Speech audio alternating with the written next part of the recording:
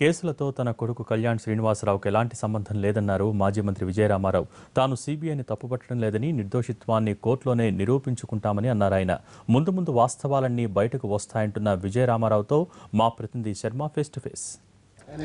CBI మాజీ director Vijaya Rama Rao కుమారుడు శ్రీనివాస్ కళ్యాణ్ రావును సిబిఐ ప్రశ్నించింది. అతని ఇంట్లో కూడా సోదాలు నిర్వహించింది. ఈ కేసుకు సంబంధించి సిబిఐ మాజీ డైరెక్టర్ విజయరామారావుతో మాట్లాడదాం. మీ కుమారుడిని ఇప్పుడు ఒక నిందితునిగా చేర్చింది, మీరేం చెప్తారు?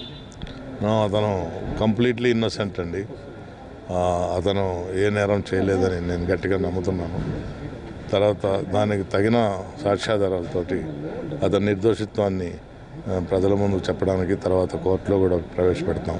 అతను నిర్దోషిగా బయటపడతారని చెప్పి నాకు గట్టి నమ్మకం ఉంది. అంటే కేసు నమోదు చేసింది, ఇప్పుడే నిర్దోషి అని మీరు ఎట్లా చెప్పగలుగుతారు? అంటే నమోదు చేసినంత వెంటనే దోషి అని కూడా చెప్పడానికి లేదు. దోషి అని చెప్పడానికి లేదు.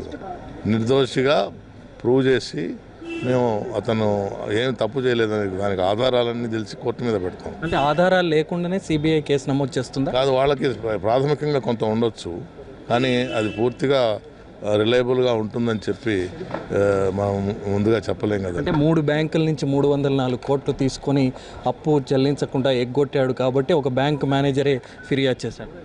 నిజమే, అలిగేషన్ వాళ్ళు చేసి కేసు పెట్టిన మాట విషయం. అట్లా జరగలేదని మా దగ్గర ఆధారాలు ఉన్నాయి. దాన్ని ప్రజల ముందు పెడతాం, కోర్టు ముందు పెడతాం. అతను నిర్దోషిగా బయటపడతాడని నాకు గట్టి నమ్మకం ఉంది. అంటే సర్చెస్ హైదరాబాద్లో జరిగాయా, వాళ్ళ బంధువుల ఇంట్లో కూడా జరిగాయి అంటే? లేదండి, ఎక్కడా జరగలేదు ఎక్సెప్ట్ హిస్ హౌస్. అతన్ని సిబిఐ అధికారులు ప్రశ్నించారా? లేదనుకుంటాను. ఇంకా ప్రశ్నించారని అప్పుడే ప్రశ్నిస్తారు కదండి, సెర్చ్ చేసేటప్పుడే ప్రశ్నిస్తారు. మీరు ఒక పార్టీ నుంచి మరో పార్టీకి మారారన్న రాజకీయ కోణంతోనే ఇది బయటకు వచ్చిందంటారు? అదే కాదండి, ఇట్లా ఉండదు. అట్లా దాని రాజకీయాలకు దీనికి సంబంధం ఏంటండి?